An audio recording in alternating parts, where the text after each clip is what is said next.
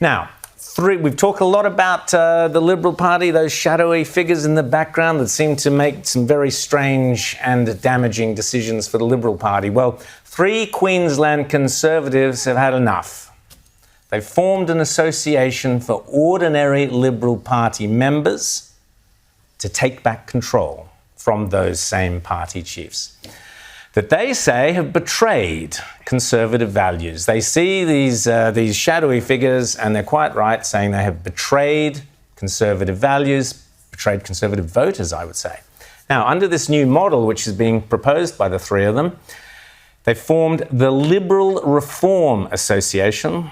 Like the sound of that, Liberal Reform Association.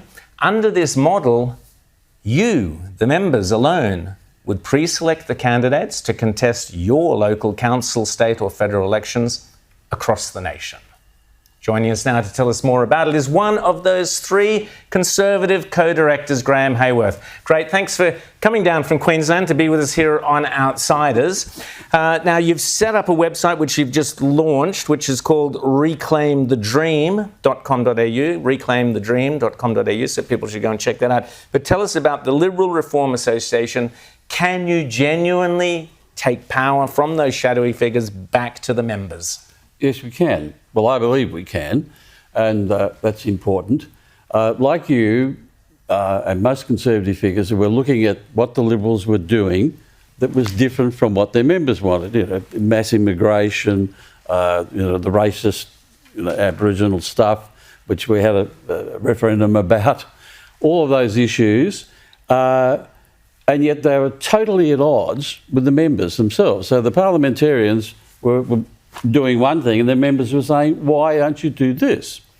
And the question is, they were doing it because they could. There is no consequence to them for not doing it. You know, if you're employing someone and you say, look, I want you to do A, B, C, and they don't do it, what do you do? What do? You say, sorry, we need someone who will do A, B and C. Now, politics is a little different, but the essential principle is the same. So we need to make the parliamentarians and all the elected representatives accountable for their actions, which means taking it back locally. Now, we set up this association, if you like, to basically promulgate the view, but the key points, we need 3 changes, 3 very important changes, which are constitutional changes, and the goal is to make the parliamentarians responsive to the members. It's a members' party. Well, there's only 25,000 members in Australia. You know, the Red Union group that I started bigger than it. So Menzies, when he started, had 60,000 members when there were 6 million people. That's 1% of population.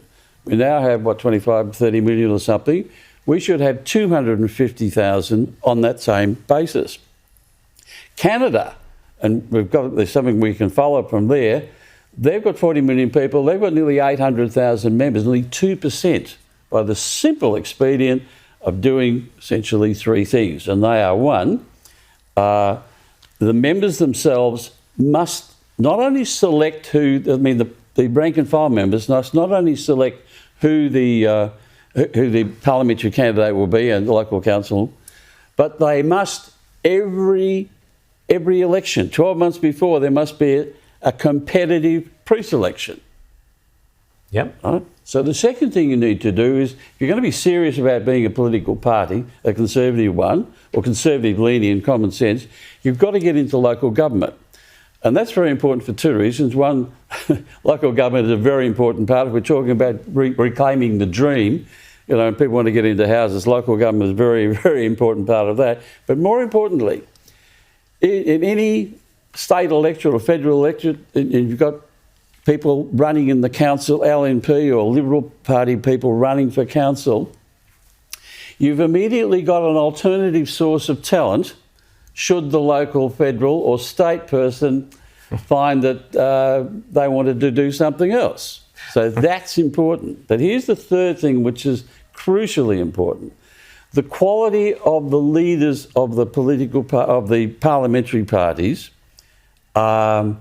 is best determined by people outside. So what the Canadians have done, and we'll do the same here, what happens is the actual leaders of the parliamentary party are voted on by every member. So the federal leader of the Liberal Party would be voted on by every member. That's how we got Pierre Poilievre in Canada. So he was voted on by the members, correct? Yeah, that's right. And yet here it's voted by the party. James?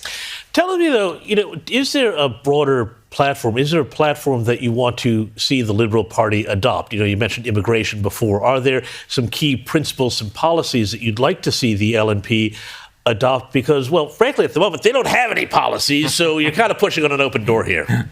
Well, the members will sort that out. All this stuff's bloody self-evident. I mean, I'm no smarter than anybody else in this respect. We can all look at what needs to be done in this country and write out the list. Not hard. The trick is to make sure, having written out the list that most members would agree with, you need to then say to the members, the parliamentarians, well, this is what we want you to do. And if you don't do it, there will be a pre-selection 12 months before the next election, and we'll decide whether you're doing a good job or whether we get someone else who will do it. So you're hoping the Liberal Reform Association will attract members who are currently in the Liberal Party who will now join you or join both and become some kind of alternative source of popular appeal to put pressure? Yes, Is exactly. that the idea? The membership of this association, every Liberal member is currently one. There's only about 25,000, 30,000. I reckon we'll get probably 10,000. It's free. Right, so we're going to set up an alternate, communication exercise, and there are a lot of people, like one of our directors, young Matthew, I'm old, you see, but he's 42, young family. He would love to join the LNP, but he can't, in any conscience, do it the way they are. Rita? But how will you exert pressure if you're not within the party? Because we already have conservative groups who seem to be pretty sound in their policy positions, like Advance Australia, which reportedly has over 300,000 members. But the Libs just seem to ignore that. So how are you going to get them to actually pay attention to what the rank and file Conservative voter cares about? Well, that's a good question. By setting up a communication exercise, we're not a breakaway, we're not a splinter group. I mean, Menzies was actually a splinter group from the United Australia Party. Yeah. Everyone, and it was, bad. No, we're not a splinter group, we're not an alternative party. We're just saying to the members, we want to workshop this particular thing. We're not so much interested in the policies themselves. They're just self-evident. We've got to get the structure changed so that young people will come in. Right? $20 should be the membership. It's $20. Anyone who wants to join us, it's $20, the same as what we propose for the Liberal Party. And young people will join, because then you start talking, the members themselves, the party members, the rank and file, it's about culture. It's about reclaiming the dream, home ownership. We're a Judeo-Christian country. We've got to start asking questions. Has the immigration of Muslims been a great success? They need to be asked, and they need to be asked at the local level by people. Well, there you go. That's the. So you're going to set this. Well, it's already there. You've got your website, so Reclaim the Dream, so people can go to that and check it out. Good luck, all the best, and put pressure on the Liberal Party. Fantastic. We will succeed. Graeme Haycroft, thanks so much for coming on Outsiders.